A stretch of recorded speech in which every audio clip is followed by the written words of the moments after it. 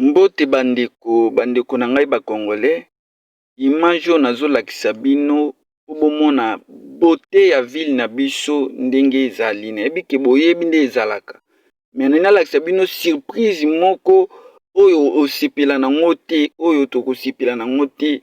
Ndeko nayebi te toloba matata mponi azonga to likambo nini na mboka oyo. Vraiment lokola mituka ya boye, ndeko oyo kondima teke mutuka oyo euti France na eta oyo ezali na elongi nango.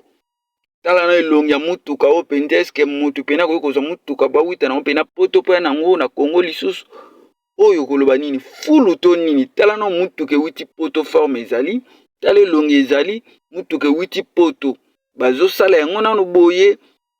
Bandeko na ngai botala nanu makambo oyo. Vraiment toloba matata mponi azongela mosala to nini oyo eza kozongisa matata